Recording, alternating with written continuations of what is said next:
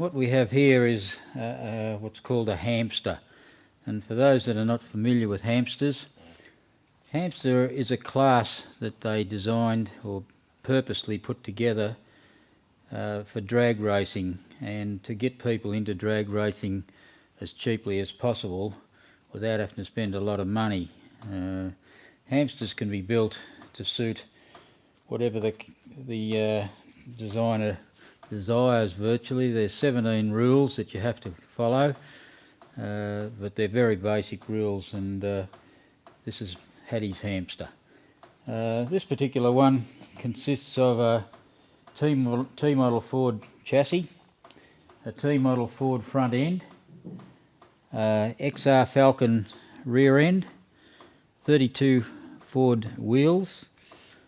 The body is made up of a 1917 Dodge cowl, because one of the rules in the hamster class is the cowl has to be steel. So it's a steel Dodge cowl, and from there back it's a T-model Ford fiberglass bucket body. One of the other rules is that you've got to use an engine pre-1965.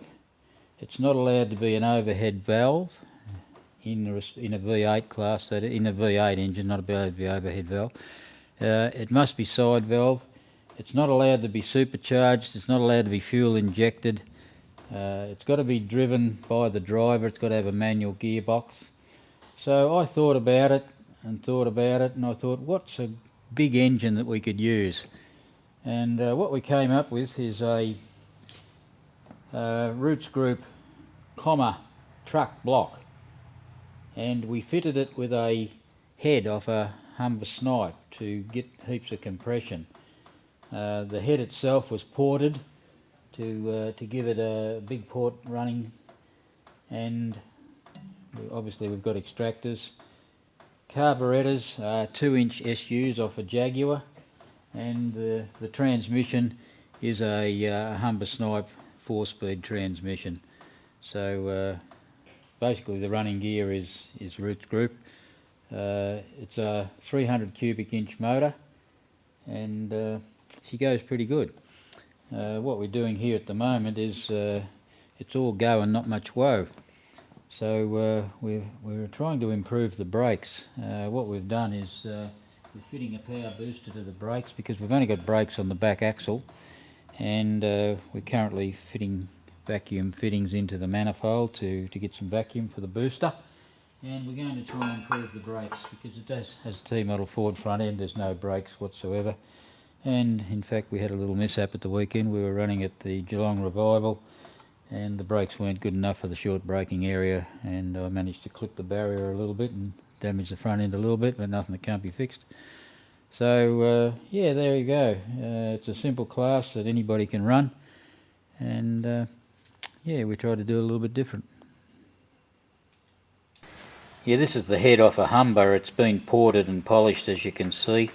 Very large ports, and that matches the 2-inch SU carburettor from the E-Type Jaguar. They're classed as a 2-inch size. We've got 3 of those.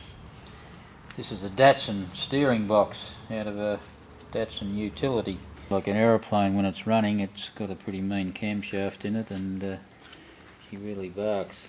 It's one of the problems we have, actually. It makes a little bit too much noise. Some of the events we've run at, they've not too happy about the noise. So we had to adapt these Sigma brakes to the Ford diff so that we could use the original 32 Ford wheels, which look gross. This is our battery, of course. We had to have a stop light, so this is a genuine T-model Ford stop light and number plate light. And we've got the Humber imitation light, imitation number plate there.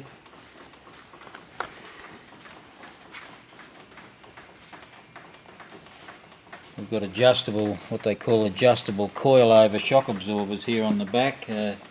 Not that we have to alter them out very much, but they are adjustable to get and adjust it so that under acceleration the back of the car will go down and put more weight onto it. The rear end is held in by a 4-bar, what they call a 4-bar suspension. There's 4 individual adjustable bars which can be adjusted to make the back of the car dig in more when it leaves the line, but we're only allowed to run certain size back wheels, and these are the biggest tyres that we could get onto that size wheel, so wheel spin is a bit of a problem. We have to take off relatively slow and then accelerate because it'll wheel spin fairly violently. There's no gear stick direct into the box. This was a column shift car when they came out of the Humber Snipe. So this is a Toyota remote gear shifter out of a front wheel drive car. I think it was a Toyota Camry or something. But anyway, that's that was one way of overcoming the problem, and it works quite well. And I'm going to lengthen the gear stick because it's a little bit hard to change gears with the roll bar right there.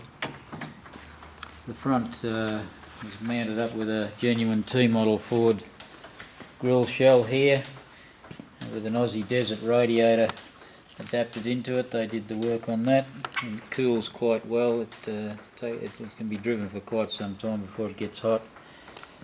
We mounted the fuel tank here. This is what's called a Moon tank bracket, made by Moon Speed Equipment in America.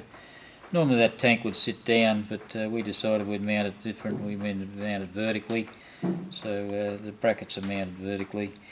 We've got a T-model Ford, what they call wind wings here, and I get ribbed about this quite often, asking me whether that's something to do with holding the front onto the ground or not.